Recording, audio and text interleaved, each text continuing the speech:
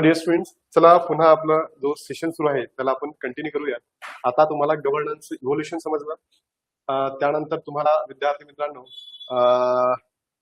Economics कशा या जगाच्या त्या समजल्या, लोकशाही समजली, डीपीएसपी समजले, स्वराज्य समजलं, सुराज्य समजलं, सगळं. आता पुढील लेक्चर सुरू करण्यापूर्वी आपण थोडक्यात स्पार्क अकॅडमी ॲप विषयी जाणून घेऊया. स्पार्क अकॅडमी ॲप अभ्यासाला एक अचूक दिशा कशी देत आहे. या ॲपवरनं लेक्चर्स, स्टडी मटेरियल आणि सरावासाठी लागणाऱ्या टेस्ट्स सगळं काही एकाच जागी अगदी व्यवस्थित दिलंय. तर इथले लेक्चर्स कठीण कॉन्सेप्ट्स एकदम सोपे करून सांगतात. हे ॲप तुम्हाला गुगल प्ले स्टोअरवर अतिशय सहजपणे मिळतं. तेव्हा आजच हे ॲप डाउनलोड करा आणि तुमच्या स्मार्ट प्रवासाला सुरुवात करा.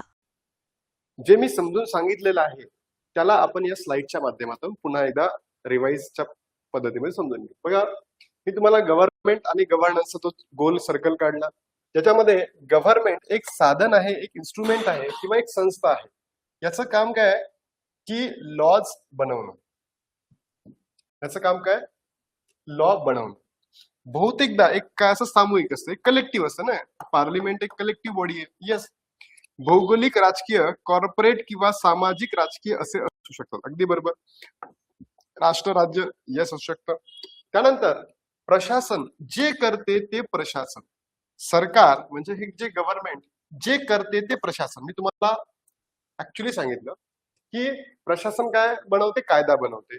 आणि कायदा बनवल्यानंतर शासन हे कायदा बनवते आणि हा कायदा इम्प्लिमेंट करते. इम्प्लिमेंट करण्याच्या प्रक्रियेला आपण काय म्हणतो, प्रशासन म्हणतो. व्यवस्थापन शक्ती, धोरणांचा प्रत्यक्ष वापर म्हणजे जे धोरणं बनवलेली आहेत त्याचा प्रॉपर इम्प्लिमेंटेशन. प्रक्रिया आणि प्रत्यक्ष अंमलबजावणीवर सर्वाधिक भर म्हणजे जे ऍक्च्युली इम्प्लिमेंटेशन होते ते कशी होते, काय होते. त्यानंतर हे झाल्यानंतरही त्याचं जे सोशल ऑडिट आहे हे कशा पद्धतीने होते, त्याचं परफॉर्मन्स काय, हे सगळं ऑडिट करणं त्याला आपण प्रशासन किंवा गव्हर्नन्स म्हणतो. निर्णय घेण्याची आणि ते लागू करण्याची प्रक्रिया म्हणजे प्रशिक्षण. निर्णय घेणे आणि घेतलेल्या निर्णयांना इम्प्लिमेंट करणे, दॅट इज प्रशासन. आता ऐतिहासिक पार्श्वभूमी, थोडं कौटिल्याकडे पण जाऊ आणि सुराज्याकडे जाऊ. मी ऑलरेडी तुम्हाला शिकवलं सुराज्य काय, स्वराज्य काय, सगळं. आता थोडस कौटिल्य महासाहेबांना आपण समजून घेऊ. आता तुम्ही जर बघितलं विद्यार्थी मित्रांनो कौटिल्याची, तर या कौटिल्यांनी जेव्हा मौर्य अंपायर इस्टॅब्लिश केलं, चंद्रगुप्त मौर्यांना राजा बनवलं, ते बनवताना त्यांना लक्षात आलं की बाबा राज्य चालवणं काही सोपी गोष्ट नाही. मग राज्य चालवताना प्रत्येक गोष्टी योग्य पद्धतीने फुलफिल होणं गरजेचं आहे. म्हणजे त्यांनी काय म्हटलं त्यांच्या अर्थशास्त्र पुस्तकामध्ये की जर आपल्याला प्रशासन चालवायचं आहे तर प्रशासन चालवणं म्हणजे सोपी गोष्ट नाहीये. प्रशासनाची जी संकल्पना असेल तर याच्यामध्ये त्यांनी एक सांगितलं, जे प्रजेचं सुख असेल म्हणजे कोणाचं, जनतेचं सुख असेल तर जनतेच्या सुखामध्येच कोणाचं सुख असायला पाहिजे, राजाचं सुख असायला पाहिजे. म्हणजे राजाने बनवलेल्या गोष्टी, राजाने इम्प्लिमेंट केलेल्या गोष्टी या प्रजेच्या सुखीसाठी असायला पाहिजे, ना की प्रजेच्या दुःखासाठी. ठीक आहे, हे त्यांनी पहिल्यांदा सांगितलं की प्रजेच्या सुखातच राजाचे सुख आहे, प्रजेच्या कल्याणातच त्याचे कल्याण आहे. त्याचे म्हणजे कोणाचे, राजाचे. म्हणजे मी तुम्हाला आत्ताच सांगितलं विद्यार्थी मित्रांनो, हेवन. हेवन म्हणजे काय, जिथे प्रत्येक व्यक्तीच्या प्रत्येक गरजा परिपूर्ण होतात अशाच देशाला समाजवादी देश म्हणतो ना. गव्हर्नमेंट तुमच्या गरजा परिपूर्ण करण्यासाठी नेहमी प्रयत्नशील असतो. लक्षात, म्हणजे प्रजेच्या सुखातच राजाचे काय आहे, सुख आहे. प्रजेच्या कल्याणातच त्याचे काय, कल्याण आहे. लक्षात. मग स्वराज्य नंतर आपले गांधीजींनी सुराज्याची नावाची संकल्पना दिली. सुराज किंवा सुराज्य, जी संकल्पना सुशासन हे केवळ चांगल्या सरकारपेक्षा गुणात्मक दृष्ट्या श्रेष्ठ आहे. म्हणजे सरकारने कायदा बनवलेला आहे लोकांच्या कल्याणासाठी, पण त्याची अंमलबजावणी झाली नाही. मग काय फायदा, अंमलबजावणी झाली पण त्याचं परफॉर्मन्स बोगस आहे. ज्या लाडक्या बहिणींसाठी ही स्कीम आणलेली होती त्या असंख्य लाडक्या बहिणी काय झाल्या, अपात्र झाल्या. त्यांना बेनिफिटच नाही आहे. बरोबर, बेनिफिट कोण घेऊन जात आहे, बाकीचे लोक ज्यांना गरज नाही आहे, त्यांच्या फॅमिलीमध्ये ते गव्हर्नमेंट सर्वंट आहे. त्यानंतर विद्यार्थी मित्रांनो, आपण जर बघितलं की ज्या लोकांना गरज नाही आहे लाडकी बहीण योजनेच्या पैशांची, त्यांनी तो सुद्धा तो लाभ घेतलेला आहे. 2 वर्षापासून घेत आहे, 2 वर्ष एंड झाले. तर जिथे लाभ पोहोचायला पाहिजे तिथे न पोहोचता दुसरीकडे लाभ पोहोचतोय, बरोबर ना? असं सुशासन हे केवळ कागदावर नसावे तर लोकांना जाणवले पाहिजे, लोकांपर्यंत पोहोचले पाहिजे, असं कोणी म्हटलं? आपल्या गांधीजींनी म्हटलं. मग आता या सुशासनाचे किती आहे? 4 प्रिन्सिपल्स आहेत, बरोबर? फीचर्स आहेत. हे तुम्हाला सुद्धा समजून घेणं अत्यंत गरजेचं आहे. मी एक एक करून एक्सप्लेन करतो, डोंट वरी. पिलर्स आहे कोणाचे? सुशासनाचे. पहिला आहे इथॉस म्हणजे मूल्य, बरोबर. दुसरा आहे एथिक्स म्हणजे नैतिकता, हा विषय तुम्ही शिकणार आहे. इक्विटी म्हणजे समानता, इफिशियन्सी म्हणजे कार्यक्षमता, बरोबर. एक एक संकल्पना शिकू. हे जे प्रशासनाचे जे मूल्य आहे विद्यार्थी मित्रांनो, हे तुमच्या इथोसवर डिफाईन असायला पाहिजे, म्हणजे तुमच्या व्हॅल्यूजवर डिफाईन असायला पाहिजे की आपल्याला जनतेची काय करायची आहे? सेवा करायची आहे. म्हणून बघा तिथे सिव्हिल सर्वंट ही संकल्पना आपण वापरतो. सिव्हिल सर्वंट म्हणजे जनतेचे सेवक ही संकल्पना वापरतो. जेव्हा जे कायदे मंडळ आहे, पार्लिमेंट आहे, लेजिस्लेचर आहे किंवा सिव्हिल सर्वंट आहे, तुम्ही जो बनणार आहात, तर यांच्या संकल्पनेमध्ये सांगितलंय सिव्हिल सर्वंट का? की त्यांच्या डोक्यामध्ये जे व्हॅल्यूज इनकल्केट व्हाईल किंवा व्हॅल्यूज त्यांच्या डोक्यामध्ये शिरतील, त्या अशा शिरतील की आपल्याला नागरिकांची, जनतेची काय करायची आहे? सेवाच करायची आहे अशी.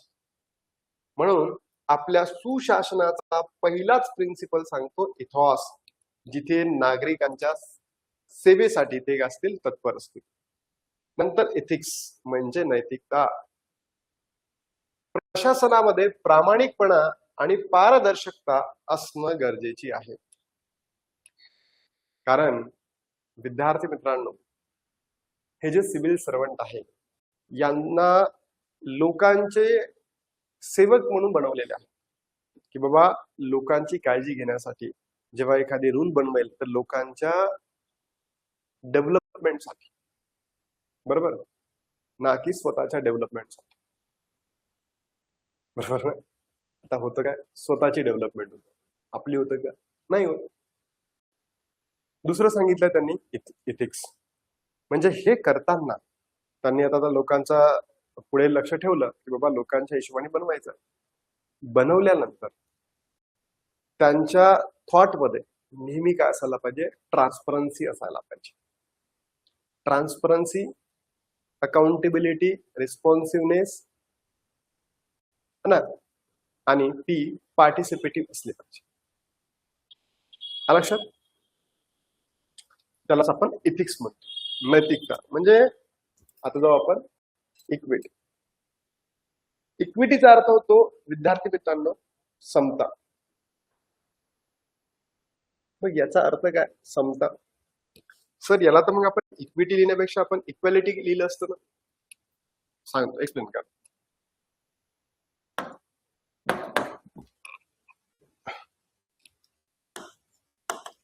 इक्वॅलिटी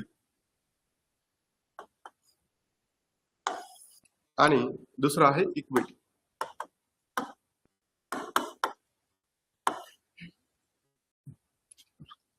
इक्वॅलिटी आणि इक्विटी. इक्वॅलिटी आणि इक्विटी मध्ये जर डिफरन्स आपण करायला गेलो तर इक्वॅलिटी काय म्हणतं? सर्वांना समान.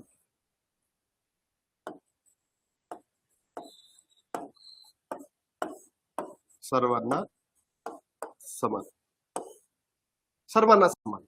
मग त्याची कास्ट कोणती आहे? त्याचं रिलिजन कोणतं आहे? त्याची इकॉनॉमिक कंडिशन कशी आहे? Race, descent, place of birth, weaker section, सगळंच सर्वांसाठी समान. बट इक्विटी काय म्हणतात? ज्यांना इक्विटी काय म्हणतात? ज्यांना गरज आहे त्यांना द्या.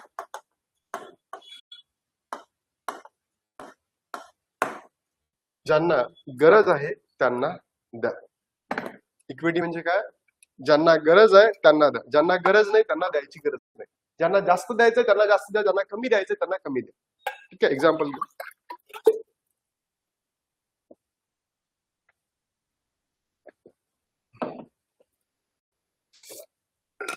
आता श्रीमंत लोकांना, श्रीमंत घरी, अंबानीच्या घरी लाडकी बहीण योजना देण्याची गरज आहे का? नाही, काहीच गरज नाही लाडकी बहीण योजना पुरवायची.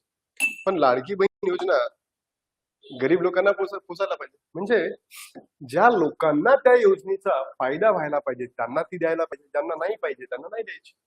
असं ज्यांना गरज आहे त्यांना द्या. दुसरं, ज्यांना जास्त गरज आहे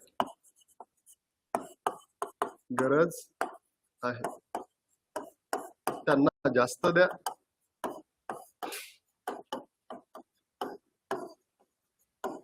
बरोबर, ज्यांना गरज नाही त्यांना नका देऊ, ज्यांना कमी आहे गरज आहे त्यांना कमी द्या. That is equity. लक्षात इक्वॅलिटी आणि इक्विटी मधला डिफरन्स. सर्वांना समान वागणूक मिळणं, यस, इक्वॅलिटीचं प्रिन्सिपल. आणि दुर्बल घटकांकडे काय असायला पाहिजे? सहानुभूती असायला पाहिजे. म्हणजेच त्यांना जिथे जास्त द्यायचं आहे तर तिथे त्यांना जास्त देणंही गरजेचं असायला पाहिजे. लक्षात. आणि नंतर आहे इफिशियन्सी. किती चांगल्या पद्धतीने त्याला इफिशियंटली काय करू शकतो आपण इम्प्लिमेंट करू शकतो. कोणताही छळ न करता जलद सेवा काय देणे, लोकांपर्यंत पोहोचवणे, हे विद्यार्थी मित्रांनो काय रे आपले प्रिन्सिपल्स आहे, 4 पिलर्स आहे. त्याला 4E सुद्धा असं म्हणतात. 4E लक्षात ठेवा. इथोस, इथिक्स, इक्विटी आणि इफिशियन्सी. नेक्स्ट. आता विद्यार्थी मित्रांनो जागतिक बँकने काय काय सांगितलं हे सुद्धा समजून घ्या, कारण हेही अत्यंत गरजेचं आहे. आता वर्ल्ड बँक सुशासन या संकल्पनेची व्याख्या देताना जसं मी तुम्हाला थोड्या वेळ पहिले सांगितलं की बाबा 1998 ला गव्हर्नन्स इन आशिया याच्यामध्ये विद्यार्थी मित्रांनो त्यांनी संकल्पना देताना या 4 गोष्टी मांडलेल्या आहेत. बरोबर, काय आहेत समजून घेऊ.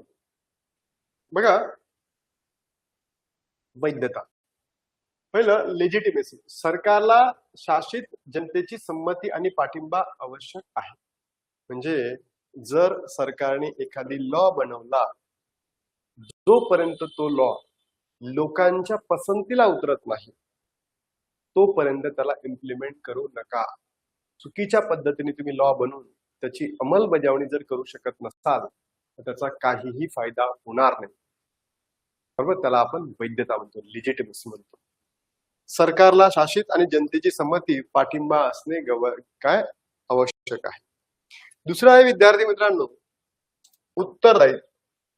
अकाउंटेबिलिटी, पारदर्शकता, कृतीसाठी जबाबदार असणे आणि माध्यम स्वातंत्र्य. जसं उत्तरदायी म्हणजे आन्सरबिलिटी नाहीये. आता जे सरकार आहे जे टिंग्या फोडतो ना गव्हर्नन्स गव्हर्नन्स गव्हर्नन्स, तर मी तुम्हाला आता गव्हर्नन्स म्हणजे काय. मोदी भाऊनी म्हणजे आपल्या भारत देशाच्या पीएमनी 2014 ला निवडणुकीमध्ये निवडून येण्यासाठी मॅक्झिमम गव्हर्नन्स मिनिमम गव्हर्नमेंट ही संकल्पना आणली होती. म्हणजे काय, गव्हर्नमेंट जरी कमी असेल, मंत्रिमंडळ जरी कमी तयार होईल, पण त्याच्या माध्यमातून लोकांचं कल्याण, लोकांचं प्रशासन योग्य पद्धतीने आम्ही करतो. तुम्हाला दिसतं का रे विद्यार्थी मित्रांनो लोकांचं कल्याण योग्य पद्धतीने होत आहे? नाही दिसतंय. आता सीजीपी पार्टीनी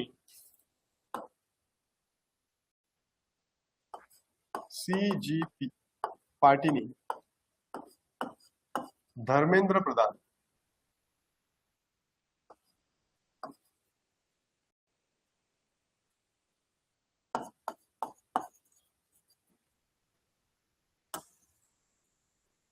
धर्मेंद्र प्रधान धर्मेंद्र प्रधान ही संकल्पना आणली की रिझाईन करा म्हणून. की तुम्ही तुमचे मिनिस्टर असताना, तुम्ही एज्युकेशन मिनिस्टर असताना जे नीटचे पेपर फुटी झाले, रिझाईन द्या. कशाच्या माध्यमातून? अकाउंटेबिलिटीच्या माध्यमातून. अकाउंटेबिलिटी म्हणजे काय? तुम्ही घेतलेला निर्णय, तुम्ही बनवलेला कायदा हे जर चुकत असेल, मोडत असेल, काहीतरी होत असेल, त्याच्यामुळे लोकांचं नुकसान होत असेल, तुम्ही बनवलेल्या कृतींबद्दल तुम्ही काय असायला पाहिजे? अकाउंटेबल असायला पाहिजे. तर गव्हर्नन्स मध्ये काय ना, सगळे उत्तरदायी असायला पाहिजे. सगळे म्हणजे कोण? गव्हर्नर. त्याच्यामध्ये पारदर्शकता असायला पाहिजे. तुम्ही केलेली कृती, तुम्ही केलेले गोष्टी त्याला जबाबदार असणं गरजेचं. आणि इथे माध्यम स्वातंत्र्य पाहिजे. म्हणजे जे मीडिया आहे ना, हे सुद्धा इंडिपेंडन्स पाहिजे. आज गव्हर्नमेंटच्या ताब्यात आहे. कायद्याचा आदर, कायद्याचा आदर, रिस्पेक्ट फॉर लॉ, मानवी हक्क आणि स्वातंत्र्याचे संरक्षण, स्वातंत्र्य न्याय. म्हणजे सुशासन म्हणजे काय रे? तर विद्यार्थी मित्रांनो, वैधता, ज्याला लिजिटिमसी आपण म्हणतो. दुसरं अकाउंटेबिलिटी. तिसरं कायद्याचा आदर म्हणजे रूल ऑफ लॉ, मगाशी सांगितलं मी. आणि सक्षमता म्हणजे कॉम्पिटन्स. प्रभावी धोरणांची निर्मिती, अंमलबजावणी आणि उत्तम सेवा वितरण, याला काय म्हटलं जातं रे? सुशासन म्हणजेच गुड गव्हर्नन्स. कार्यक्षम सार्वजनिक व्यवस्था, माहितीचा मुक्ती देवाणघेवाण, विकासासाठी कायदेशीर चौकट, हे सगळं मिळून काय असतं? गव्हर्नन्सची स्थापना होतं असं आपण म्हणतो. त्यानंतर विद्यार्थी मित्रांनो, सेकंड ARC कमिशन यांनी सुद्धा या सुशासनाचे 8 प्रिन्सिपल दाखवलेले आहेत किंवा लिहिलेले आहेत. त्याला आपण अपर्फेक्ट नावाने रिप्रेझेंट करू. अपर्फेक्ट.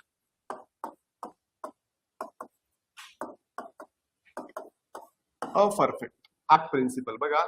1 2 3 4 5 6 7 8. बरोबर. पहिलं आहे ए for accountability. A for accountability. तुम्ही घेतलेला निर्णय, तुम्ही घेतलेली कृती, हे काय असायला पाहिजे विद्यार्थी मित्रांनो? त्याला तुम्ही अकाउंटेबल असायला पाहिजे. दुसरं आहे सहभाग. सहभाग म्हणजे काय विद्यार्थी मित्रांनो? People's participation. People's participation. बरोबर. P for people's participation. नंतर ई फॉर इफेक्टिव्हनेस आणि इफिशियन्सी म्हणजे परिणामकारकता. ई फॉर इफिशियन्सी आणि इफेक्टिव्हनेस म्हणजे तुम्ही बनवलेला जो रूल आहे, तुम्ही बनवलेला जो रेग्युलेशन आहे, तुम्ही बनवलेला जो लॉ आहे, तुम्ही बनवलेले जे स्कीम्स आहेत, याची इफेक्टिव्हरित्या अंमलबजावणी होणं अत्यंत गरजेचं आहे. नंतर R for responsiveness. R for responsiveness. R for responsiveness. R for responsiveness. लक्षात? R for रिस्पॉन्सिव्हनेस. रिस्पॉन्सिव्हनेस म्हणजे काय? की जर काही झालं, समजा एखादी रस्ता आहे खराब झाला, तर सरकारने लगेच रिस्पॉन्स द्यायला पाहिजे. रिस्पॉन्सिव्हनेस. एफ फॉर विद्यार्थी मित्रांनो, responsiveness. F for follow rule of law. Follow rule of law. कायद्याचे राज्य म्हणजे कायद्याच्या अधीन राहूनच लोकांनी सुद्धा आपल्या ज्या डिमांड्स आहेत, नीड्स आहेत, त्या सरकार पुढे ठेवाव्यात. आणि सरकारने सुद्धा कायद्याच्या अधीन राहूनच काय करावं? लोकांच्या त्या गरजा परिपूर्ण कराव्यात. त्यानंतर इक्विटी आणि इन्क्लुझिव्हनेस. इक्विटी आणि इन्क्लुझिव्हनेस म्हणजे समानता आणि समावेशक. सबका साथ सबका विकास होणं गरजेचं आहे. याचा अर्थ होईल सबका साथ सबका विकास.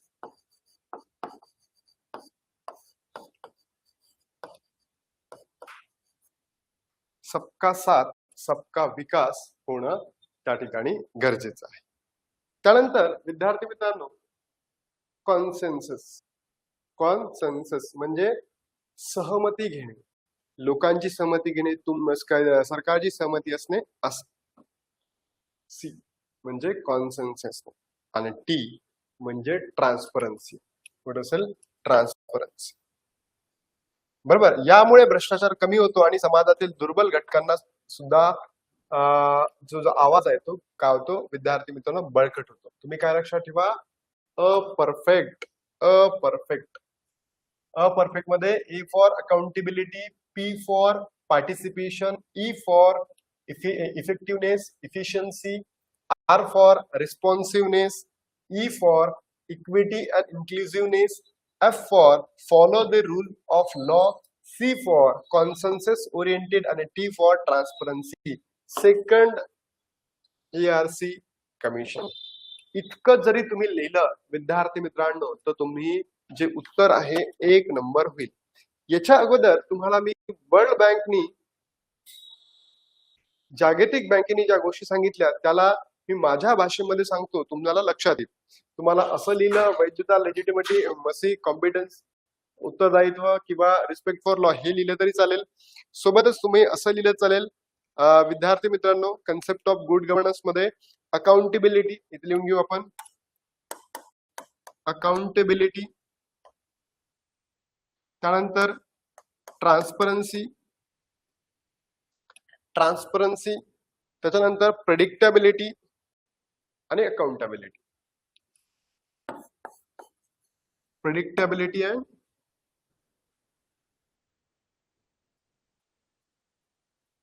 Transparency, sorry predictability and participation. Participation, predictability म्हणजे काय? अगोदरच काय पाहिजे ते. हे चारही तुम्ही या ठिकाणी लक्षात ठेवू शकता. चलो, आय होप इथपर्यंत तुम्हाला समजलं. आता जाऊ त्याचे विश्लेषण करू, काय आहे काय नाही सगळं. सहभाग म्हणजे पार्टिसिपेशन. स्त्री पुरुषांचा प्रत्यक्ष किंवा प्रतिनिधी मार्फत माहितीपूर्ण आणि संघटित सहभाग धोरणानिमित्त जनतेचा वाटा. म्हणजे एवढंच लक्षात ठेवू शकतो आपण की पार्टिसिपेशन म्हणजे काय? या समाजामधल्या प्रत्येक व्यक्तीचा, या समाजामध्ये असलेल्या प्रत्येक व्यक्तीचा जो सहभाग आहे आपल्या या सरकारमध्ये, सरकारने घेतलेल्या निर्णयांमध्ये आणि त्यांनी बनवलेल्या गोष्टींमध्ये किंवा त्यांनी संकल्पना साकारलेल्या संकल्पनेच्या माध्यमातून ते असायला पाहिजे. लक्षात. दुसरं, कायद्याचे राज्य, रूल ऑफ लॉ, निष्पक्ष कायदेशीर चौकट, यस, फ्री आणि फेअर जस्टिस, स्वातंत्र्य न्याय व्यवस्था आणि भ्रष्ट नसलेले पोलीस, मानवी हक्क आणि अल्पसंख्याकांचे संरक्षण. म्हणजे काय? जर तुम्हाला विद्यार्थी मित्रांनो गुड गव्हर्नन्स इम्प्लिमेंट करायचं असेल तर अशा वेळेस लोकांचा सहभाग गरजेचा असेल आणि तिथेच तुम्हाला लोकांचा सहभाग दिसेल तर रूल ऑफ लॉ म्हणजे कायद्याचे राज्य असायला पाहिजे. जसं आता तुम्ही जर बघितलं असेल सीजीपी मुव्हमेंट, ही जी सीजीपी मुव्हमेंट आता झाली, सीजीपी, या सीजीपी मुव्हमेंट मध्ये जे प्रोटेस्ट केलं पोरांनी, पहिले तर त्यांनी प्रेयर केलं की बाबा तुम्ही राजीनामा द्या. नाही दिलं, नंतर त्यांनी पिटिशन केलं की बाबा राजीनामा द्या. ऐकायचं नाही म्हणून त्यांनी प्रोटेस्ट केली. तर ही प्रोटेस्ट काही चुकीची नव्हती, बरोबरच होती. चुकीचं काही होतं कायच्यात नाही, सगळं बरोबर होतं, सगळं बरोबरच.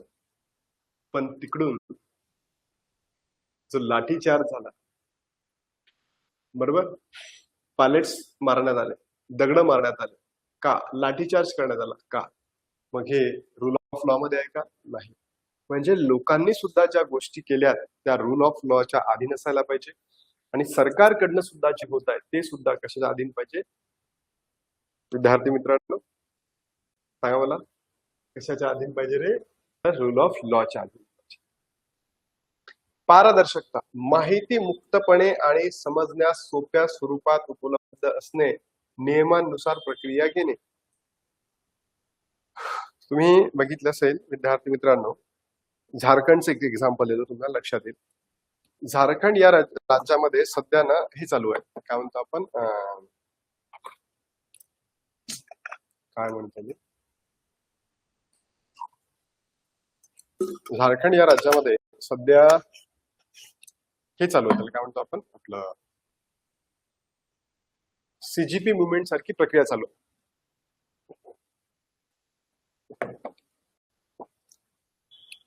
का?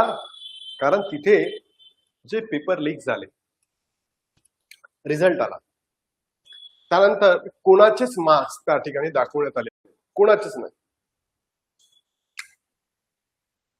रिझल्ट लागला, रिझल्ट कितीवर लागला ते दाखवण्यात आलं नाही.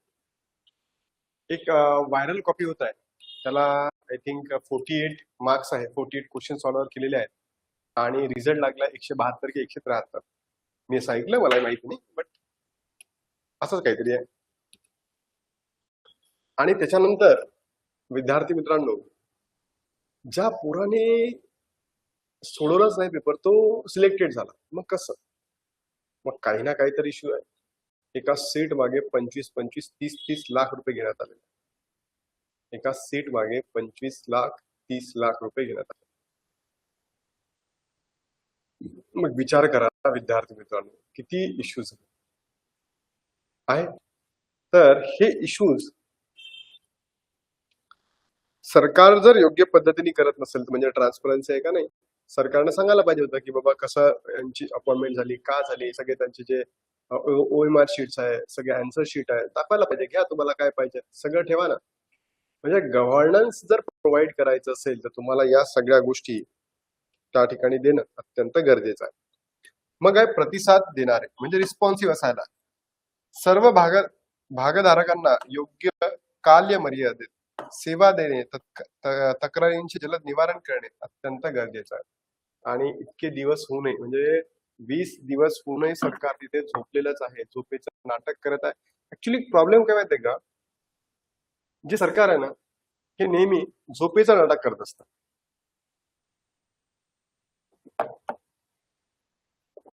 सरकार कशाचं नाटक करतं? झोपेचं नाटक करतं. जर सरकारने झोपेचं नाटक नाही केलं तर विचार करा ना, किती चांगलं होईल. होणार की नाही? मग सरकारला एवढंच म्हणणं आहे, एवढीच विनंती आहे, कशाला झोपेचं नाटक करायला पाहिजे. जे आहे तसं जसं आहे तसं त्या पद्धतीने चालू द्या ना, हो की नाही? रिस्पॉन्सिव्ह असणं गरजेचं. नंतर बघा, सहमती देणारे म्हणजे कन्सेन्सस ओरिएंटेड. समाजातील विविध हितसंबंधांमध्ये मध्यस्थी करणे, शाश्वत मानवी विकासासाठी व्यापक सहमती मिळवणे. म्हणजे आता फॉर एक्झाम्पल फार्मरसाठी लॉ बनवणार आहे, तर फार्मरची काय केले, कन्सल्ट करणे. त्यानंतर मुलांसाठी बनवायचं आहे तर मुलांशी कन्सल्ट करणे की त्यांना काय पाहिजे, काय नाही पाहिजे, की नाही. म्हणजे समाजातल्या तळागाळातील लोकांचं कन्सल्ट करणं, त्यांचा कन्सेन्सस घेणं अत्यंत गरजेचं, बरोबर. नंतर समता आणि सर्वसमावेशता, इक्विटी आणि इन्क्लुझिव्हनेस. कोणीही मुख्य प्रवाहातून वगळले जाणार नाही. असुरक्षित गटांना त्यांचे जीवनमान सुधारण्याची सुधारणा, समान संधी. इक्विटी आणि इन्क्लुझिव्हनेस म्हणजे जोही वर्गासाठी आपण ते केलेलं आहे, त्या वर्गामधल्या प्रत्येक व्यक्तीसाठी ती कार्यक्रम असायला पाहिजे. आणि हा इन्क्लुझिव्ह असायला पाहिजे, म्हणजे सगळाच, कोणीही सुटता कामा नये, कोणीच सुटता कामा नये. आता असं होईल, बाबा प्रोग्राम तर आणलेला आहे आणि 10 लोकांना भेटला, 90 लोक बाजूला पडले, असं नाही. ज्यांच्यासाठी आणलाय त्या सर्वांना त्याचा बेनिफिट होणं गरजेचं आहे. नंतर आहे परिणामकारकता म्हणजे इफेक्टिव्हनेस आणि इफिशियन्सी. उपलब्ध संसाधनांचा पुरेपूर वापर, नैसर्गिक संसाधनांचा शाश्वत वापर आणि पर्यावरणाचे संरक्षण. म्हणजे काय, आपल्याकडे जे रिसोर्सेस आहेत, आता आपल्याकडे जे रिसोर्सेस आहेत त्याचा प्रॉपरली युटिलायझेशन करून पृथ्वीचे जे रिसोर्सेस आहेत हे सस्टेनेबल पद्धतीने वापरून, बरोबर, कसे वापरून, सस्टेनेबल पद्धतीने वापरून विद्यार्थी मित्रांनो या पर्यावरणाचे संरक्षण सुद्धा आपल्याला करायचे आहे. म्हणजे आत्ताच्या नीड सुद्धा फुलफिल करायचे आहे आणि भविष्यातल्या डिमांड सुद्धा आपल्याला फुलफिल करायचे. उत्तरदायित्व, सरकारी, खासगी, नागरी संस्था जनतेला जबाबदार आहे. कोणत्याही संस्था असू द्या, या जनतेच्या प्रश्नांना का असायला पाहिजे, जबाबदार असायला पाहिजे, असं यांनी या ठिकाणी सांगितलेलं आहे. ठीक आहे. आय होप तुम्हाला इथपर्यंत समजलं असेल. म्हणजे आता विद्यार्थी मित्रांनो, जर तुम्ही हे समजून घेतलं असेल की ARC रिकमेंडेशननी अपर्फेक्ट ही संकल्पना दिली आहे. अपर्फेक्ट लक्षात ठेवा. गुड गव्हर्नन्स साठी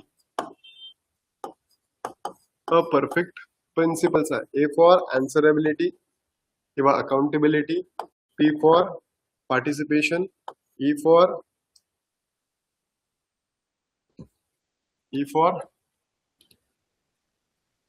इक्विटी अँड इन्क्लुसिव्हनेस. बरोबर.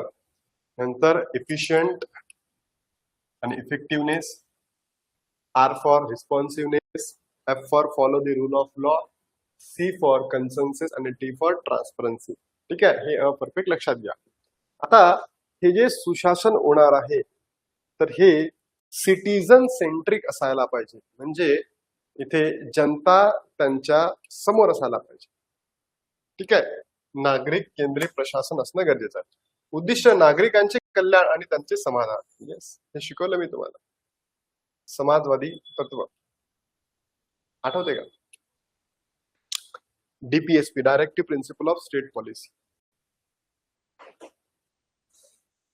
Directive principle of state policy, तिथे लोकांचे कल्याण आणि त्यांचं समाधान होणं अत्यंत गरजेचं आहे असं. मग हे कसं होणार? यासाठी पूर्व तयारी काय? प्री रिक्विजिट्स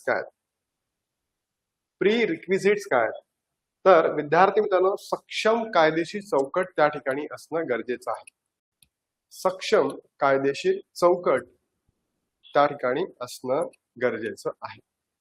सक्षम कायदेशीर चौकट बरोबर असणं काय गरजेचं आहे.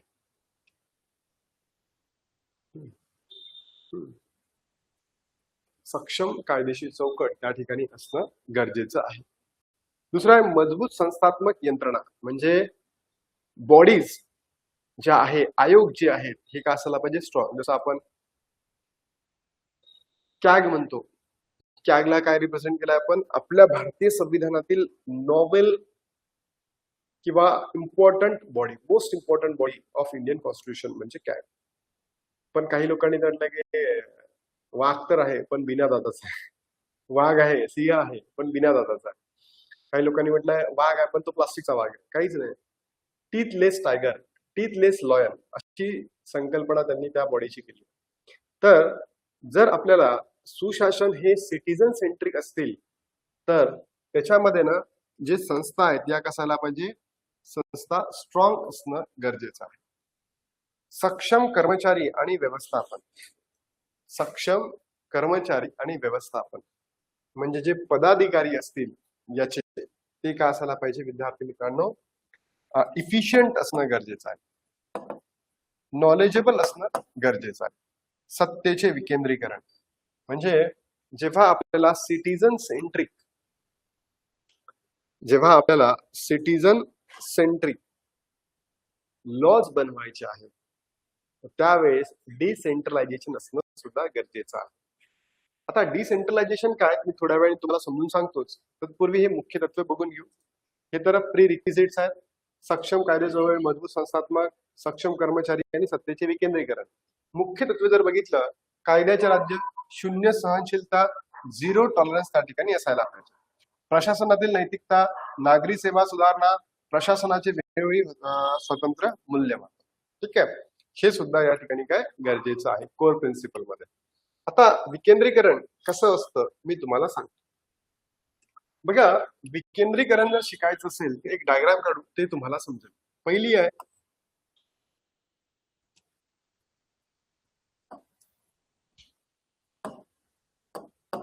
जी पहिली संकल्पना आहे विद्यार्थी मित्रांनो ती आहे डिलिगेशन.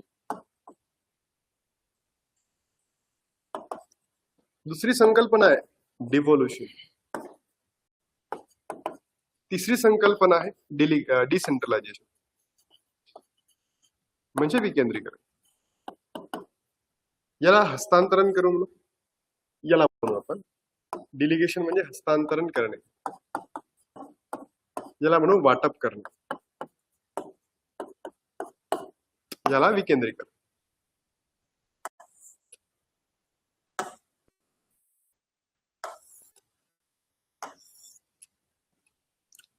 याला म्हणू आपण अकाउंटेबिलिटी किंवा ऑथॉरिटी लिहू.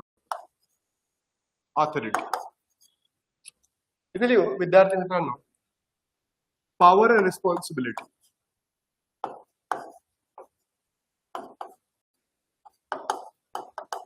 पॉवर अँड रिस्पॉन्सिबिलिटी आणि इथे लिहू आपण डिसिजन मेकिंग. Decision making. डिलिगेशनचा जर अर्थ आपण समजून घेण्याचा प्रयत्न केला तर डिलिगेशन म्हणजे काय, तुम्हाला ऑथॉरिटी देणे, तुम्हाला पॉवर नाही देणे, तुम्हाला रिस्पॉन्सिबिलिटी देणे नाही, तुम्हाला डिसिजन मेकिंग देणे. डिव्होल्युशन देणे म्हणजे तुम्हाला ऑथॉरिटी देणे, तुम्हाला पॉवर अँड रिस्पॉन्सिबिलिटी देणे, पण तुम्हाला डिसिजन मेकिंग. डिसेंट्रलायझेशन म्हणजे तुम्हाला ऑथॉरिटी पण देणे, डिसिजन मेकिंग पण देणे आणि पॉवर अँड रिस्पॉन्सिबिलिटी पण. ज्या वेळेस विद्यार्थी मित्रांनो तुम्हाला ऑथॉरिटी पण दिली जातं, ज्यावेळेस तुम्हाला पॉवर अँड रिस्पॉन्सिबिलिटी पण दिलं जातं, ज्यावेळेस तुम्हाला डिसिजन मेकिंग सुद्धा दिलं जातं, त्याला आपण विकेंद्रीकरण करणे असं म्हणतो. ठीक आहे.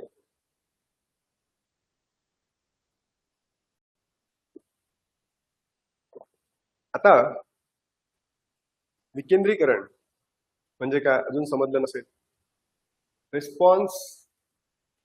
रिस्पॉन्सिबिलिटी किंवा पॉवर नसेल समजलं,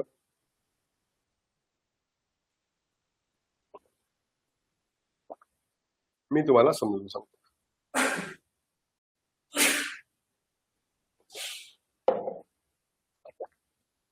आता विद्यार्थी मित्रांनो, जर आपण या गोष्टी समजून घेण्याचा प्रयत्न केला तर एक एक्झाम्पल देतो. तुम्हाला लहान बहीण भाऊ आहे का? जर असेल आणि तुम्हाला जर मॅगी खायची आहे, मॅगीच खायची आहे, दुसरं काही प्यायचं नाही. समजा आता मॅगीचा पुडा 15 रुपयाचा आहे फॉर एक्झाम्पल,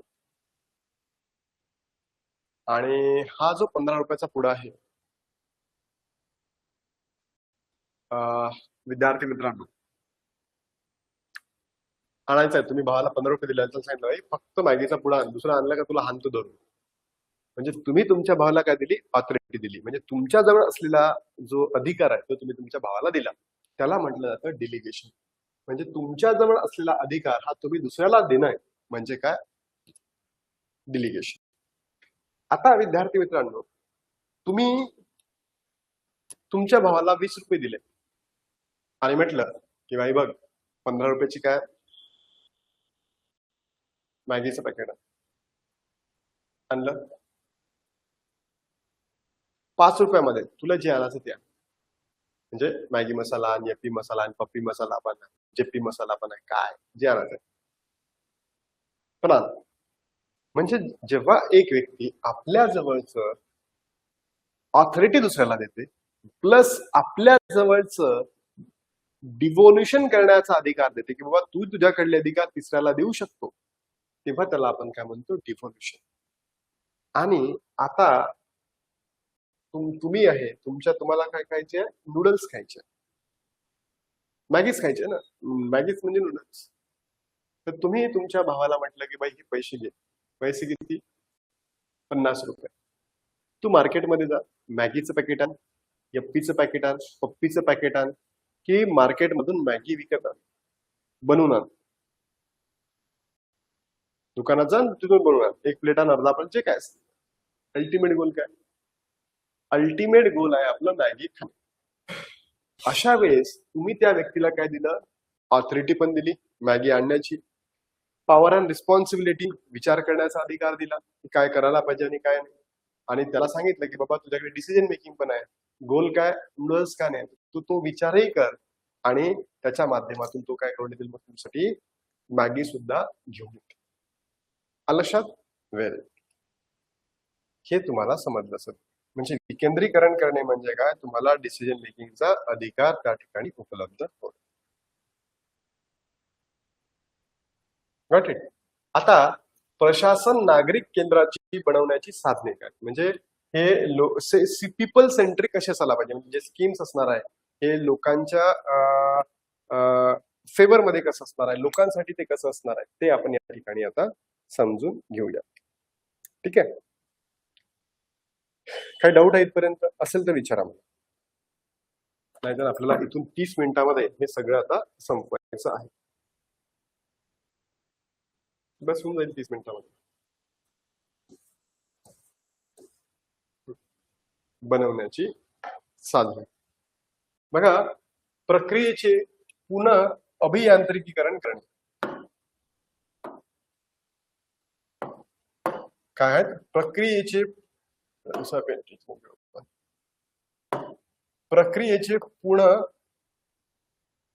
अभियांत्रिकीकरण करणे, रि इंजिनिअरिंग नियम आणि कार्यपद्धती अत्यंत सोपी ठेव.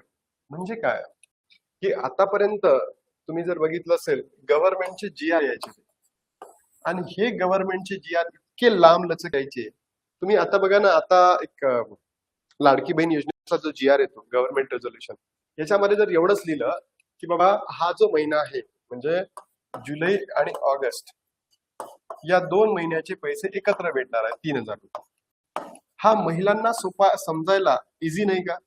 त्याच्यामध्ये ते 3 पानाचा GR पाठवते या डिपार्टमेंट मार्फत, या कायद्यामार्फत. अरे कशाला गरज आहे? म्हणजे माझं असं म्हणणं आहे की जर तुम्हाला पीपल सेंट्रिक टूल वापरायचे आहे तर अशा वेळेस हे काय असायला पाहिजे, नियम आणि कार्यपद्धती अत्यंत सोपी असायला पाहिजे. आधुनिक तंत्रज्ञानाचा वापर करणं गरजेचं आहे. यस, प्रशासनाला ट्रान्सपरंट, अधिक वेगवान, अधिक मजबूत बनवायचं असेल तर यासाठी आपल्याला मॉडर्न टेक्नॉलॉजीचा म्हणजे इन्फॉर्मेशन अँड कम्युनिकेशन टेक्नॉलॉजीचा वापर करणं अत्यंत गरजेचं आहे, असं मी या ठिकाणी म्हणू इच्छितो. तिसरा आहे माहितीचा अधिकार. यस, माहितीच्या अधिकारातून पारदर्शकता आणि उत्तरदायित्वता वाढते. म्हणजे काय, ट्रान्सपरन्सी आणि अँसराबिलिटी वाढते. प्रत्येक डिपार्टमेंटची, प्रत्येक गव्हर्नमेंटची, प्रत्येक गोष्टीची काय वाढते, ट्रान्सपरन्सी आणि अकाउंटेबिलिटी वाढते.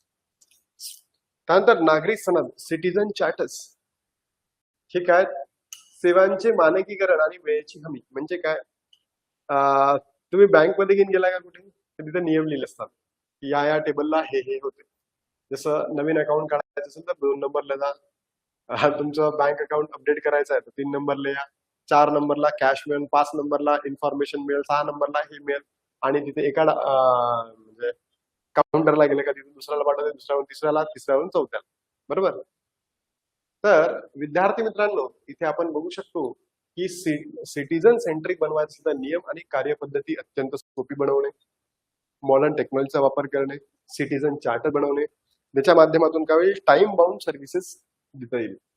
तक्रार निवारण यंत्रणा, म्हणजे जर इश्यू झाले तर लवकरात लवकर ते इश्यू सॉल्व्ह करता येणं सुद्धा काय त्या ठिकाणी गरजेचं आहे. नंतर सक्रिय भागीदार, सार्वजनिक आणि खासगी भागीदार, म्हणजे पब्लिक प्रायव्हेट पार्टनरशिप, PPP भागीदार आपण म्हणतो. म्हणजे जनतेचाही सहभाग, प्रायव्हेटचाही सहभाग, सगळ्यांचा सहभाग त्या ठिकाणी असणं गरजेचं आहे. भारतातील उपक्रम, माहितीचा अधिकार, RTI ऍक्ट, म्हणजे मग हे प्रशासन कसं वाढायला पाहिजे, कशा पद्धतीने, त्यासाठी मग सिटीजन सेंट्रिक कसं व्हायला पाहिजे, त्या ज्या गोष्टी आपण बघितल्या विद्यार्थी मित्रांनो, त्याला आता एक्सप्लेन करू. हे तुम्ही पाठ करून ठेवा, हे खूप महत्वाचं आहे, खूप म्हणजे खूप महत्वाचं आहे.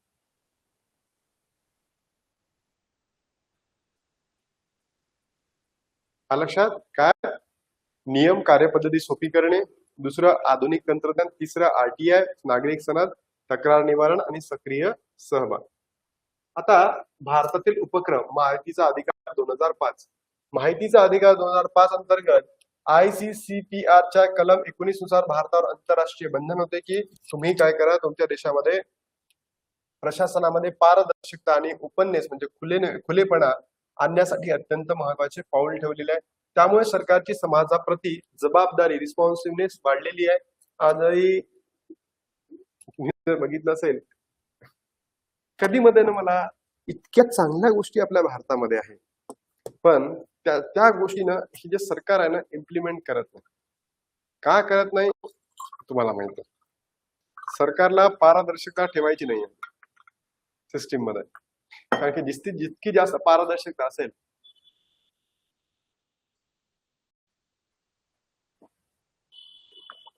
जितकी जास्त पारदर्शकता असेल तितकी जास्त इफिशियन्सी वाढेल.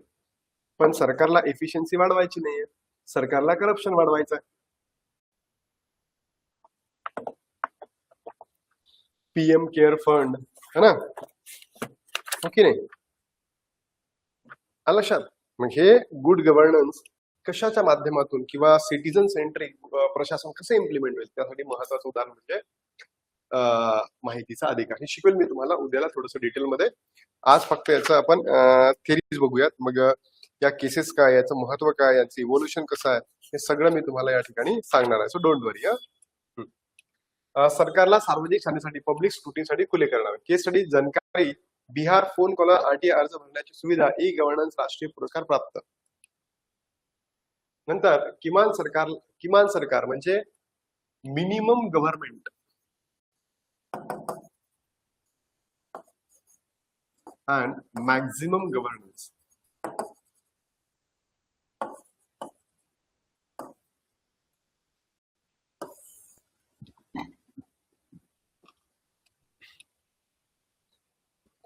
Minimum government, maximum governance. उद्दिष्ट परवडणाऱ्या दरात पारदर्शक आणि विश्वासार्ह सेवा थेट लाभार्थ्यांना हस्तांतर. म्हणजे तुम्ही जर बघितलं असेल, पहिले गव्हर्नमेंटच्या सर्व्हिस कोणापर्यंत पोहोचायच्या, पीपल पर्यंत पोहोचायच्या. तर यामध्ये जे मिडल मॅन असायचे हेच सगळं संपून टाकायचे. यांना काहीच नाही भेटायचं, कोणाला, जनतेला. आता तरी एखादी स्कीम आहे गव्हर्नमेंटची आणि ती जर डीबीटी आहे, डायरेक्ट बेनिफिट ट्रान्सफर, कोणापर्यंत पोहोचतात, लोकांपर्यंत पोहोचतात. आणि त्याच्या माध्यमातून जर तुम्ही बघितलं असेल विद्यार्थी मित्रांनो, जो फायदा पोहोचायला पाहिजे 1500 रुपये पर्यंत पोहोचतात. पण मिडल मॅन असतात ना, तर हे जर 1500ची स्कीम आहे तर महिलांपर्यंत फक्त 1000 रुपये पोहोचले असते, 500 रुपयांनी गायब केले असते. त्यानंतर तुम्ही बघितलं असेल आपलं योजना आहेत, सरकारी योजना, घरकुल योजना आहे, होम फॉर ऑल योजना आहे. तर याच्या माध्यमातून जर तुम्ही बघितलं असेल तर याला पास करण्यासाठी त्यांना 10-20 हजार रुपये द्यावं लागतं आणि मग ते पास करतात लवकरात लवकर, की नाही. खूप इश्यूज आहे याच्यात. प्रमुख कार्यक्रम प्रगती, हे ई गव्हर्नन्स इम्प्लिमेंट करणारे. प्रगती, डिजिटल इंडिया, MCA 21, कंपनी व्यवहार मंत्रालय, पासपोर्ट सेवा केंद्र, ऑनलाईन इन्कम टॅक्स रिटर्न. हे सगळं मी तुम्हाला शिकवणार आहे की भारतामध्ये या सिटीजन सेंट्रिक प्रशासन योग्य पद्धतीने इम्प्लिमेंट होण्यासाठी पहिला आपण काय करण्यात आलं, विद्यार्थी मित्रांनो, आरटीआय आणलं, पारदर्शकता वाढावी. नंतर हे जे काम आहे एकदम स्पीडनी व्हावं यासाठी आपण काय आणलं, ई गव्हर्नन्स आणलं. म्हणजे किमान सरकार आणि कमाल विद्यार्थी मित्रांनो प्रशासन. त्यानंतर प्रक्रियांमधील सुधारणा, वाहन परवाने आणि नोंदणी सोपी करणे, वाहन नोंदणीसाठी आणि सारथी ड्रायव्हिंग लायसन्ससाठी. म्हणजे अजून काही ज्या गोष्टी आहेत त्या अगदी सोप्या पद्धतीने आपल्या जनतेसमोर ठेवणे.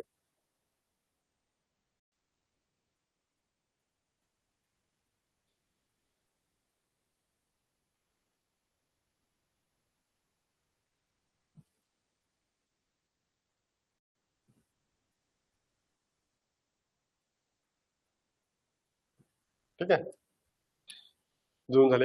एक आरटीआय झालं आणि ई गव्हर्नन्स झालं. तिसरं आहे भारतातील उपक्रम, कायदेशीर आणि व्यावसायिक सुधारणा. कायदेशीर सुधारणा म्हणजे लिगल रिफॉर्म्स. पारदर्शकता आणि कार्यक्षमता वाढवण्यासाठी केंद्र सरकारने सुमारे 1500 कायदेबाह्य निर्णय आणि कायदे रद्द केलेले आहे. म्हणजे या भारतामध्ये ट्रान्सपरन्सी वाढावी, या भारतामध्ये रिस्पॉन्सिव्हनेस वाढवावा, अन्सरेबिलिटी वाढावी, यासाठी 1500 कायदे काय केले, रद्द केलेले आहेत. पूर्व संस्थात्मक मध्यस्तरावरील प्री इन्स्टिट्यूशन मेडिएशनवर लक्ष केंद्रित करून फौजदारी न्याय आणि प्रक्रिया कायद्यांमध्ये सुधारणा केली. व्यवसाय सुलभता, देशाचे व्यावसायिक वातावरण सुधारण्यासाठी ऐतिहासिक कायदे आहे याला बंद केलं आणि देशामध्ये ईज ऑफ डुईंग बिझनेस,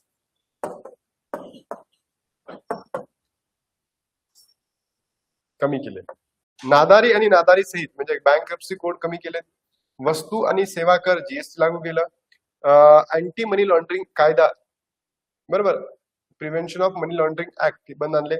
उपक्रमाची सुरुवात केली make in India, made in India, आहे की नाही, असं म्हणजे केंद्र सरकार वेगवेगळ्या पद्धतीने करते आहे. आकांक्षी जिल्हे कार्यक्रम म्हणजे सरकारने ऍस्पिरेशनल डिस्ट्रिक्ट प्रोग्राम सुद्धा लॉन्च केले, ज्याच्या माध्यमातून विद्यार्थी मित्रांनो जे सिटीजन सेंट्रिक गव्हर्नन्स आहे हे काय होतं, इम्प्लिमेंट होतं असं आपल्याला दिसतं. ठीक आहे. आता विद्यार्थी मित्रांनो तुम्ही जर बघत असाल तर तुमच्या लक्षात येईल की ऍस्पिरेशनल डिस्ट्रिक्ट प्रोग्राम्स हा सुरू झाला 2018ला. देशातील सर्वाधिक मागासलेल्या भागांचा कालबाह्य पद्धतीने विकास करणे म्हणजे लवकरात लवकर कमी ड्युरेशन मध्ये विकास करणे.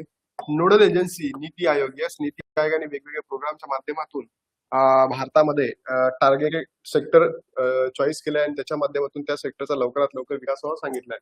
व्याप्ती भारतातील 115 सर्वाधिक मागास जिल्ह्यांची निवड. नागरिकांच्या जीवनमानात आमूलाग्र बदल घडून आणणे. त्यानंतर विकासाचे प्रमुख क्षेत्र टार्गेटेड सेक्टर आरोग्य आणि पोषण, शिक्षण, कृषी आणि जल व्यवस्थापन, आर्थिक समावेशक, फायनान्शियल इन्क्लुजन, कौशल्य विकास यासारख्या गोष्टींकडे काय देण्यात आलं, लक्ष देण्यात आलेलं आहे असं आपण म्हणतो. ठीक आहे. म्हणजे सरकार वेगवेगळे कायदे बनवतात, वेगवेगळे रूल्स आणतात, वेगवेगळे रेग्युलेशन्स आणतात, त्याच्या माध्यमातून आपल्याला सरकारी कामं चांगल्या पद्धतीने त्या देशामध्ये पारदर्शकता वाढेल असं सांगितलेलं आहे. त्यानंतर विद्यार्थी मित्रांनो आपण भारतातील उपक्रम आणि पोलीस सुधारणा आहे का ते बघूया. विकेंद्रीकरण, येस, तुम्हाला जर माहिती असेल नीती आयोगाने सर्वाधिक जास्त सांगितलं की डिसेंट्रलायझेशन करा. जितकं जास्त डिसेंट्रलायझेशन होईल तितकं जास्त भारताचा विकास होईल. प्लॅनिंग कमिशन रद्द करून नीती आयोगाची स्थापना करण्यात आली. सहकारी संघ राज्याला चालना दिली, त्याला सहकारी म्हणजे कोऑपरेटिव्ह फेडरलिझम आपण म्हणतो. 14व्या वित्त आयोगाने राज्याचा कर वाटा 32 वरून 42 पर्यंत वाढवला. परिणाम राज्यांना स्थानिक योजना राबवण्यासाठी अधिक आर्थिक स्वातंत्र्य मिळाले. म्हणजे विकेंद्रीकरण म्हणजे काय, तुम्ही तुमचा विकास करत बसा बाबा, होलिस्टिक वेनी आपल्याला करायचं, फक्त डेव्हलप व्हायचं आहे हेच. त्यानंतर पोलीस सुधारणा, मॉडेल पोलीस ऍक्ट 2015ची अंमलबजावणी, पोलीस दलांचे आधुनिकीकरण, लहान गुन्ह्यांसाठी EFIR दाखल करण्याची सुविधा, नागरिकांना सोसायटी देशव्यापी आपत्कालीन नंबर सुरू, नॅशनल इमर्जन्सी नंबर सुरू करण्यात आलाय. म्हणजे हे जे आहे आपण आता शिकतो आहे गव्हर्नन्स, तर गव्हर्नन्स इम्प्लिमेंट करण्यासाठी आपल्याकडे कोणत्या कोणत्या गोष्टी आहेत, कोणते कोणते रिफॉर्म्स आपण घेऊ शकतो. तर पहिला आहे RTI केला. दुसरा विद्यार्थी मित्रांनो गव्हर्नन्स आपल्याला करावं लागेल. तिसरं आपल्याला जे लॉज आहे यामध्ये बदल करावे लागेल. त्यानंतर आपल्याला विकेंद्रीकरण करणं गरजेचं आहे. त्यानंतर विद्यार्थी मित्रांनो आपल्याला पोलीस रिफॉर्म सुद्धा करणं गरजेचं आहे. पोलीस रिफॉर्म्स, ठीक आहे, पोलीस रिफॉर्म सुद्धा त्या ठिकाणी करणं अत्यंत गरजेचं आहे. म्हणजे त्यामध्ये मॉडेल पोलीस ऍक्ट आहे, लहान गुन्ह्यांसाठी डायरेक्ट EFIR आहे, नागरिकांसाठी देशव्यापी आपत्कालीन नंबर त्या ठिकाणी पब्लिश करणं अत्यंत गरजेचं आहे. ठीक आहे. हे तुम्ही बघायला मी खूप आज डिटेलमध्ये घेतलं आहे आणि त्याच्यानंतर तुम्हाला काही वाटलं हे तर आपण उद्या घेणार आहे, म्हणायचं काही इश्यू नाही, बरोबर. हे तर आपण सगळं बघणार आहे, त्यामुळे तो काही इश्यू नाहीये. RTI आपण इव्होल्युशन कसं झालं, गव्हर्नन्स इव्होल्युशन कसं केलं, सगळं आपण घेणार. त्याचे ऑब्जेक्टिव्ह काय, कसं होतं, काय होतं सगळं. Good governance index CGI 25 December 2019 सुशासन दिन साजरा केला जातो 25 डिसेंबरला. राज्य आणि केंद्रशासित प्रदेशांच्या प्रशासनाची स्थिती आणि हस्तक्षेपाच्या प्रभावांचे मोजमाप करणारी प्रमाणित साधन. म्हणजे काय विद्यार्थी मित्रांनो, भारतामध्ये जे नीती आयोग आहे या नीती आयोगाने असं एक रिपोर्ट पब्लिश केलेला आहे ज्यामध्ये गुड गव्हर्नन्स इंडिया इंडेक्स दिसतो. याच्या माध्यमातून राज्य किंवा केंद्रशासित प्रदेश यांची स्थिती कशी आहे, हे कशा पद्धतीने एखाद्या गोष्टीला इम्प्लिमेंट करतात, पीपल सेंट्रिक असतो का, याचा परिणाम आधारित म्हणजे त्याचं टाइम बाउंड जे इम्प्लिमेंटेशन आहे ते होतं का ते बघणं. मग राज्याचे 3 गट करण्यात आले. मोठे राज्य कोणते, ईशान्य भागातील पहाडी राज्य कोणते आणि केंद्रशासित प्रदेश. त्याच्या हिशोबाने ज्या राज्यांनी ते डेव्हलपमेंट केली त्याचं रँकिंग द्यायचं. त्यानंतर पहाडी मधील किंवा ईशान्येमधील जे राज्य आहेत त्यांची डेव्हलपमेंट बघायची तिथे आहे. आणि केंद्रशासित प्रदेश हा निर्देशांक राज्यांना प्रशासकीय सुधारणांसाठी योग्य धोरणे तयार करण्यास काय करते, मदत करते. आणि ज्याच्या माध्यमातून जो टॉपवर येईल त्याला काही त्या ठिकाणी बेनिफिट सुद्धा दिले जाते असं आपण म्हणतो. त्यानंतर आहे सुशासन निर्देशांक. म्हणजे या 10 प्रमुख क्षेत्रांमध्ये विद्यार्थी मित्रांनो GGI हा काय केला जातो, रँकिंग ठरवली जाते. 10 क्षेत्र कोणते, कृषी आणि संलग्न क्षेत्र. लक्षात घ्या कोणता रिपोर्ट आहे, GGI good governance index report. Good governance index report.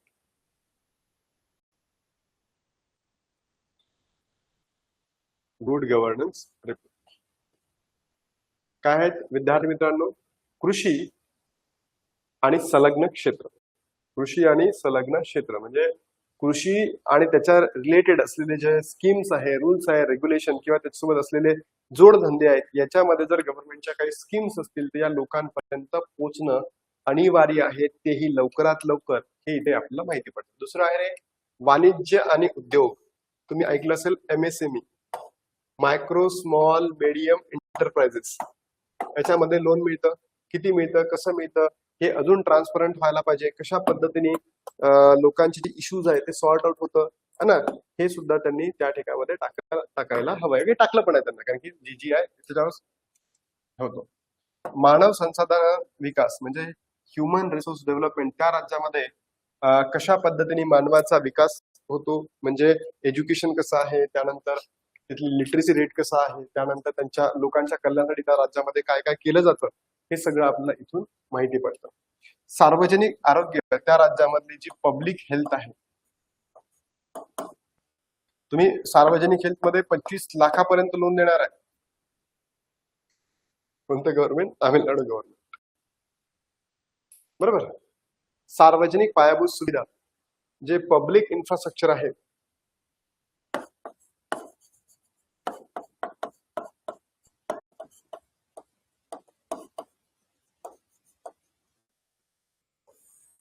Public infrastructure आहे, याचा लवकरात लवकर काय त्या योग्य असायला पाहिजे. पाऊस आला तर वाहून जायला नको, आहे की नाही.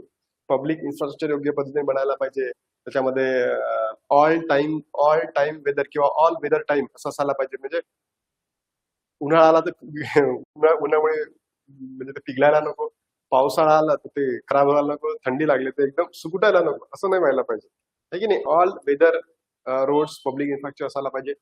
आर्थिक प्रशासन, यस, इकॉनॉमिक गव्हर्नन्स सुद्धा असायला पाहिजे. समाज कल्याण आणि विकास. समाजाचा विकास म्हणजे समाजाचा विकास होणे म्हणजे समाजातील प्रत्येक व्यक्तीचा विकास होणे, हे प्रत्येक गोष्टीमध्ये त्यांचं काय असायला पाहिजे, महत्वाचं धोरण असायला पाहिजे. मग न्यायिक आणि सार्वजनिक सुरक्षा. न्यायिक आणि सार्वजनिक सुरक्षा त्या ठिकाणी जस्टिस सिस्टीम सुद्धा चांगली पाहिजे. पब्लिक सेफ्टी सुद्धा खूप महत्वाची आहे ना. असं नाही की बाबा तुम्ही कायदे बनवून ठेवले आणि पब्लिक सेफ्टीच नाही. आता जसं आमच्या विदर्भामध्ये एका अल्पवयीन मुलीवर अत्याचार करण्यात आला, असं नाही. तुम्ही लॉज आहे पण त्याची अंमलबजावणी होत नाही, मग काय फायदा. मग भारत त्यावेळेस जो GGI आहे, गुड गव्हर्नन्स इंडेक्स, हा भेटणार नाही. त्यानंतर पर्यावरण, एन्व्हायरमेंट सुद्धा खूप महत्वाचं आहे त्या ठिकाणी. त्यानंतर नागरिक केंद्रीय प्रशासन म्हणजे नागरिक सेंट्रिक, पीपल सेंट्रिक प्रशासन असणं गरजेचं आहे. म्हणजे तिथे लोकांच्या गरजाला टॉप मोस्ट ठेवून सगळं सॉर्ट आउट करणं काय गरजेचं आहे. लक्षात. म्हणजे हे या 10 मुद्द्यांवर आपल्याला GGI गुड गव्हर्नन्स इंडेक्स हा पब्लिश करतो नीती आयोग. त्याच्या माध्यमातून त्यांनी छोटे शहर, मोठे शहर, केंद्रशासित प्रदेश आणि पहाडी राज्य असं त्यांनी वर्गीकरण केलेलं आहे. नागरिकांचा सहभाग, लोकशाहीचा आत्मा. बरोबर. जसं मी तुम्हाला पहिल्याच सेशन मध्ये सांगितलं की जी इनडायरेक्ट डेमोक्रेसी आहे ही काय आहे, टॉप टू बॉटम. आणि मी तुम्हाला ऑलरेडी शिकवलं की गांधीजींचं स्वप्न आहे, ही यांचं म्हणणं काय होतं, जी डेमोक्रेसी आहे ही कशी चालायला पाहिजे, बॉटम टू टॉप चालायला पाहिजे. म्हणजे प्रत्यक्ष लोकशाहीच्या हिशोबाने चालवायला पाहिजे. म्हणजे वरिष्ठांकडून तळाकडे असं व्हायला नको. म्हणजे पार्लिमेंट कायदा बनवतं आणि तळागाळापर्यंत पोहोचवतं. आता आपलं म्हणणं काय की आम्ही तळागाळातील लोक कायदा बनवतो आणि वरती पोहोचवतो असं. म्हणजे नागरिकांचा सहभाग त्या ठिकाणी काय अत्यंत गरजेचा आहे. नागरिक केवळ विकासाचे प्रावर्ते आहे, रिसिपियंट्स आहेत, म्हणजे नागरिकांना मिळतं. पण आता ते आपण रिसिपियंट्स नाही आहोत, तर आपण ऍक्टिव्ह पार्टिसिपेंट्स बनायला पाहिजे, असं आपण या स्लाइडला म्हणू शकतो. बरोबर. नागरिकांचा सहभाग हा लोकशाहीचाच आत्मा आहे. कारण हे जर आलेत नागरिक, तर आपल्या ज्या गरजा आहेत त्यांच्यासाठी योग्य पद्धतीने रूल्स रेग्युलेशन बनवू शकतं. कारण तुम्ही जर विचार केलं विद्यार्थी मित्रांनो, तुम्हाला माहिती पडेल की आपला हा जो भारत देश आहे, हा जो देश आहे, या भारत देशामध्ये हे जे आपले संत्री मंत्री आहेत, हे खरंच तुमच्या कल्याणासाठी चांगले कायदे बनवतात का? हे सगळे लोक तुमच्या कल्याणासाठी कायदे बनवतात की त्यांच्या कल्याणासाठी कायदे बनवतात? मला नक्की सांगा. जर यांनी आपल्या कल्याणासाठी जर कायदे बनवले विद्यार्थी मित्रांनो, बरोबर, तर ते खूपच चांगलं होईल. बट हे जे लोक आहेत आपल्या कल्याणासाठी कायदे बनवत नाही. मग कोणाच्या कल्याणासाठी कायदे बनवतात? मला माहिती आहे कोणाच्या कल्याणासाठी कायदे बनवतात, तर त्यांच्या स्वतःच्या कल्याणासाठी. आपण आपण तसेच मेलो, आपलं काहीही घेणं देणं नाही. म्हणून मला असं म्हणायचं आहे, जेव्हा लोकांच्या कल्याणासाठी कायदे बनवतील, हे पीपल सेंट्रिक असतील, त्यांना माहिती पडेल की आपल्या गरजा काय, आपलं काय आहे, आपण काय करायला पाहिजे, आपण काय नाही करायला पाहिजे, है की नाही? असं ऍक्टिव्ह पार्टिसिपंट्स. अधिक उत्तरदायित्व, शाश्वत सरकारी कार्यक्रम, अपेक्षित घटकांना धोरणांवर प्रभाव टाकण्याची संधी, यामुळे तळागाळातील लोकशाही बळकट होते. म्हणजे जी विलेज पंचायत आहे किंवा लोकांचं पार्टिसिपेशन या लोकशाहीमध्ये होणार आहे, ते योग्य पद्धतीने होते. हे ऑलरेडी मी तुम्हाला एक्सप्लेन केलंय बरं. त्यानंतर आता नागरिक सहभागाचे काही टप्पेज आहेत, ते सुद्धा तुम्हाला इथे समजून घेणं गरजेचं आहे. आणि याच्यानंतर एक स्लाइड आहे आणि ऑलमोस्ट आपलं विद्यार्थी मित्रांनो जे introduction to good governance, introduction to governance and good governance, हे तुम्हाला या ठिकाणी समजेल असं मला वाटतं. आणि उद्यापासून मग जे राहिलेले मुद्दे आहे आपले लवकर सुद्धा जातात, ते काही इश्यूच नाहीये. हे महत्वाचं होतं, म्हणून मी याला थोडस एकदम डिटेल मध्ये घेत बसलो. आता तुम्हाला लक्षात आलं असेल की गुड गव्हर्नन्सची कन्सेप्ट काय, तुम्हाला हे लक्षात आलं असेल की गुड गव्हर्नन्स कशाच्या माध्यमातून आपण या जगामध्ये इम्प्लिमेंट करू शकतो, हे की नाही? Very good. पहिला आहे माहिती मिळवणे. जर नागरिक सहभागांची यंत्रणा आपल्याला मजबूत करायची असेल, यासाठी काय मिळवणे? माहिती मिळवणे, म्हणजे सिकिंग इन्फॉर्मेशन. सहभागाची पहिली पायरी म्हणजे आपण असं म्हणू शकतो पीपल्स पार्टिसिपेशन.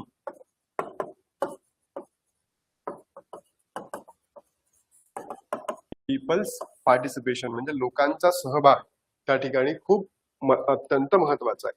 उदाहरणार्थ आरटीआय आणि कायद्यातून पारदर्शकता काय होतं रे येतं. नागरिकांना अधिकारांची जाणीव होते. म्हणजे तुम्ही बघितलं असेल ना, हा जो उद्या मी तुम्हाला शिकवेल आरटीआय, राईट टू इन्फॉर्मेशन, पारदर्शकता वाढवण्यासाठी लोकांसाठी आहे, तुमच्या माझ्यासाठी बनवलेला आहे. पण लोकांना माहितच नाहीये की आरटीआय म्हणजे काय. लोकांना विद्यार्थी मित्रांनो आरटीआय म्हणजे काय याबद्दल काहीही इन्फॉर्मेशन नाही, काहीच इन्फॉर्मेशन नाही. मला असं म्हणायचं आहे, जो कायदा त्यांच्यासाठी बनलेला आहे त्यांनाच त्या कायद्याचं काही इंट्रोडक्शन नाही. तर असं व्हायला पाहिजे का? नाही. ज्यांच्यासाठी बनवलेलं आहे त्यांना तर त्याचा फायदा भेटायला पाहिजे, बरोबर, पण त्यांनाच माहिती नाही. म्हणून आपल्याला काय करणं आहे की आपल्याला इन्फॉर्मेशन घ्यायची आहे की कशा पद्धतीने कायदा आहे, कशासाठी आहे, कोणासाठी आहे, काय आहे, सगळं सूचना देणे, गिव्हिंग सजेशन्स. माहिती भेटली, बरोबर, लोकांचा सहभाग झाला, आता माहिती भेटली, आता आपण काय देणं? सूचना देणं की बाबा तुम्ही केलेल्या ज्या गोष्टी आहेत किंवा तुम्ही करत ज्या गोष्टी आहेत त्याच्यामध्ये तुम्ही अजून मॉडिफाय, चेंज, अपडेट कसं करू शकता त्याबद्दल. निवडणुकी पलीकडे सतत संवाद. निवडणूक झाल्या, तुमच्या घरी येतात, पाया पडतात आणि म्हणतात की बाबा मला इथून निवडून द्या. आणि निवडणूक झाल्यानंतर तुम्ही कोण, कसे, काहीही त्यांना घेणं देणं नाही, बरोबर. निवडणुकी पलीकडे सतत संवाद. Bengaluru agenda task force, IT प्रमुख आणि नागरिकांच्या सहभागातून विकास झालेला आहे. बेंगळुरू अजेंडा टास्क फोर्स म्हणजे मला असं म्हणायचं आहे की एखाद्या शहराचा विकास करायचा आहे, तर अशा वेळेस आता फॉर एक्झाम्पल आपल्या पुण्यामध्ये पुण्याची डेव्हलपमेंट आहे डेव्हलपमेंट चालू आहे. तर मग समजा एखाद्या सेक्टरला डेव्हलप करायचं, हडपसरला डेव्हलप करायचं, बरोबर, ऑलरेडी डेव्हलप करायचं आहे हडपसरच्या आजूबाजूच्या, तर म्हणजे तिथल्या लोकांचा सहभाग घेणं गरजेचं आहे. त्याचबरोबर लोकांना एकत्र आणणं गरजेचं आहे. तिथे लोकांचं पार्टिसिपेशन घेणं, जे प्रायव्हेट सेक्टर एकत्र येणं, सरकार एकत्र येणं, आणि त्याच्या माध्यमातून काय होईल, तिथल्या त्या क्षेत्राचा काय होईल, योग्य पद्धतीने विकास होईल असं ठरवता येईल आपल्याला. त्यानंतर चांगल्या सेवांची मागणी, डिमांडिंग गुड सर्व्हिसेस. येस, चांगले रोड, पब्लिक इन्फ्रास्ट्रक्चर, त्यानंतर हेल्थ, एज्युकेशन, हो की नाही, हे सगळं आपल्याला त्या ठिकाणी मागणं काय असेल, गरजेचं असेल असंही आपण या ठिकाणी बोलू शकतो.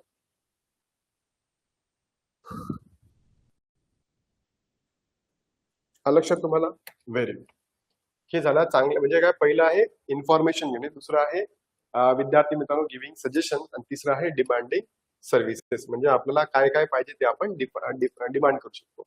आणि नंतर आहे चौथी आहे उत्तरदायी आणि निश्चित करणे, म्हणजे होल्डिंग अकाउंटेबल.